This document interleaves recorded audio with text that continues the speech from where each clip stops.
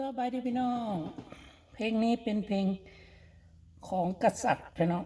การปกครองแบบกษัตริย์เหมือนเมื่อก่อนเรามีกษัตริย์ปกครองประเทศลาวระหว่างกษัตริย์และคอมมิวนิสต์มันจะไม่เท่าเทียมกันการปกครองแบบคอมมิวนิสต์การปกครองแบบกษัตริย์จะไม่เท่าเทียมจะมีสิทธิ์ไม่เหมือนกันพี่น้องลงไปที่ดูที่ท่านเลนินปกครองลงมาประเทศจีนเหมาเจ๋อตุงหรือเลนิน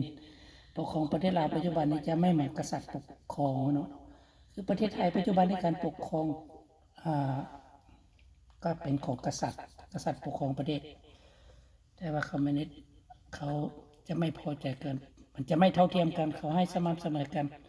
แล้วมันมีไหมสม่ำเสมอกันว่าประเทศลาวมีไหมมีคนจนมีคนรวยสม่ำเสมอกันไหมคนรวยเดินเท้าไหมหรือว่าคนจนขับรถไหมไม่สม่ำเสมอกันยังไม่เหมือนกันแต่เลนินเขาบอกว่าให้เสมอภาคเหมือนเหมาเจ๋อตุงเขาก็มาจากชาวไร่ชาวนาสีมิสเตอร์สีปัจจุบันนี้ก็มาจากชาวไร่ชาวนาให้เสมอภาคแล้วพี่น้องคิดดูว่าคนที่สูงเราจะเอาให้ต่ำได้ไหมคนที่ต่ำเอาให้สูงได้ไหมหรือว่าคนที่สูงต้องตัดขามันออกให้เท่าเทียมกันกับคนที่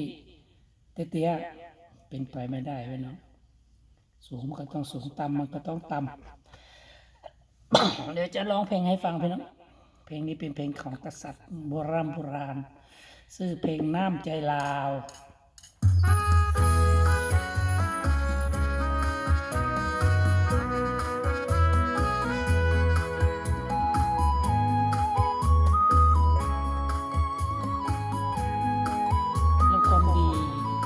ชั่วชนะคนดีตลอด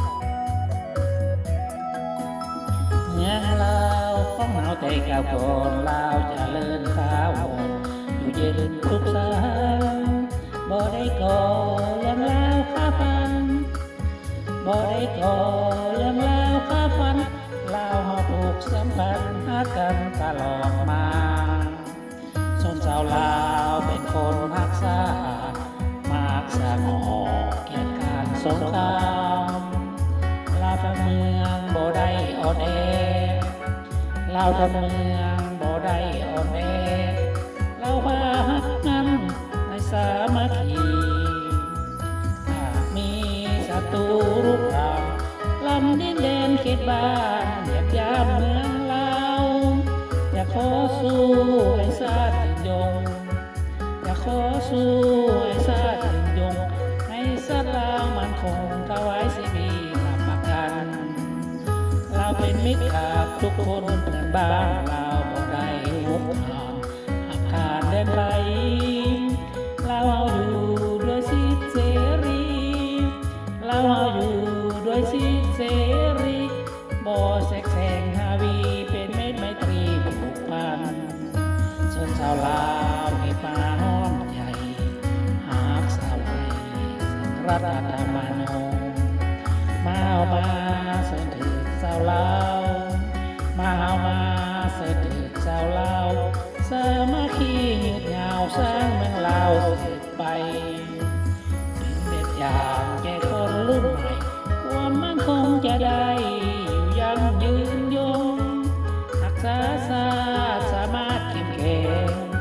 รักษาชาติสามารถเข้มแข็งเหมือนทุ่งสาสีแดงเติบไว้ให้เราเจริญ